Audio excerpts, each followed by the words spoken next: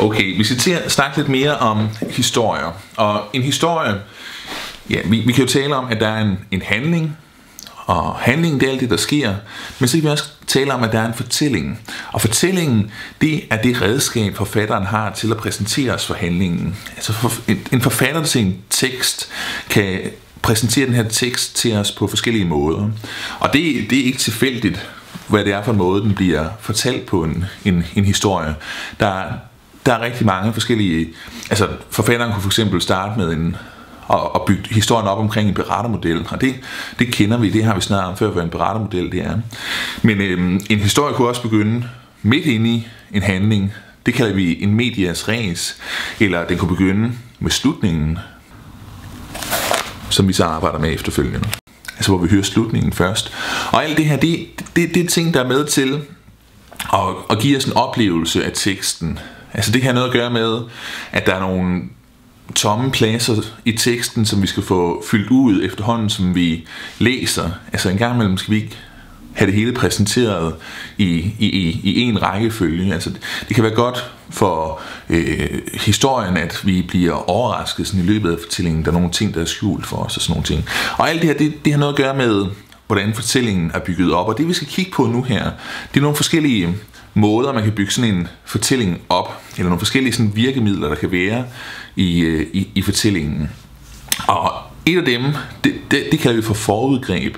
Og det handler om, at der inde i fortællingen, altså inde i historien, der kan der være en linje, der antyder, at noget kommer til at ske.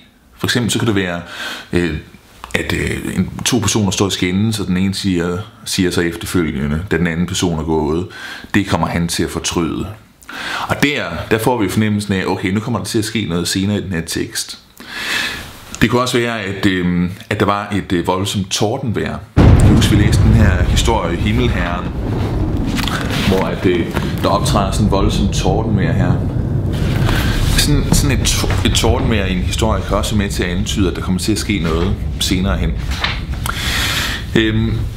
Et andet greb i forhold til opbygningen af en fortælling, vi kalder det med opbygning, fortællingens opbygning, det kalder vi også komposition. Et andet greb det er, at der kan være et tilbageblik. Okay, vi skal til at snakke lidt mere om historier. Og det kan være til noget, der skete tidligere i teksten, altså hvor forfatteren så skriver, det var præcis som dengang, hvor hun mødte ham første gang, eller sådan et eller andet. Ikke? Altså, så bliver vi sådan bragt tilbage i teksten til noget, der er sket før. Og det tredje kompositionsvirkemiddel, vi skal kigge på, det er det, vi kalder for flashback. Og flashback, det er altså, hvor at vi bliver bragt helt ud af teksten og tilbage til noget, der er sket for lang tid siden. Har en 3. klasse til os hjemmeforsøg, der skal I bruge en flaske, en kniv, et spækbræt, et syltetøjsglas og kaffefilter. Og det I skal gøre, og det første her, det skal I have hjælp til fra en voksen, det er simpelthen noget, som måske kan give os et indtryk af, hvorfor er det personerne i den her tekst, de gør, som de gør. Lige nu her, for tiden, der er jeg i gang med, når jeg overhovedet ikke har noget, jeg skal lave i forhold til skolen, eller noget andet, og jeg kun kan ligge mig på sofaen og slappe af, Ronja sover og så videre, så er jeg i gang med at se en serie, som hedder Lost.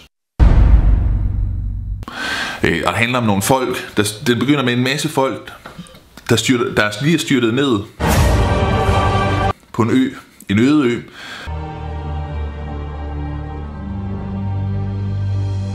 It's been 6 days. We're all still waiting for someone to come. Og de her folk, de skal så overleve på en ø, hvor så sker en masse mystiske ting. Jeg tror, I er slet ikke gamle nok til at se den her serie. Den er meget uhyggelig. Men de her personer, vi møder på den her ø her, dem kender vi slet ikke. Og vi bliver stille og roligt introduceret til de her personer igennem, at vi hører om, hvad lavede de egentlig før de steg på det her fly, der styrtede ned. De kender egentlig heller ikke hinanden, men de her personer, der overlevede for det her flystyr, skal lære hinanden at kende. Og nogle af dem gør nogle lidt mærkelige ting, og vi forstår ikke, hvorfor gør han, som han gør? Hvorfor gider han ikke at snakke med hende der? Eller hvorfor er hun sur på ham der? Og det har sådan noget at gøre med nogle ting, der er sket før de steg på det her fly. Look, everything that my father's saying, the risks, the unlikelihood, He's absolutely right. But will you try? Where were you? Where the hell were you? Og den måde jeg som den person, der ser den her serie, bliver opmærksom på det er ved, at jeg bliver igennem et flashback introduceret for noget mere viden omkring den her person. Så det er et eksempel på flashback, altså at der bliver sprunget i tid.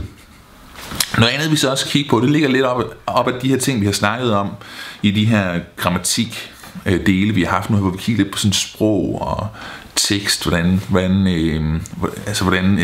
en tekst er bygget op igennem, at vi har sat ord op efter hinanden på bestemte måder.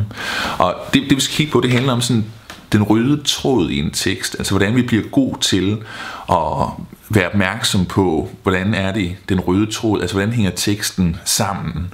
Og vi skal kunne gennemskue det.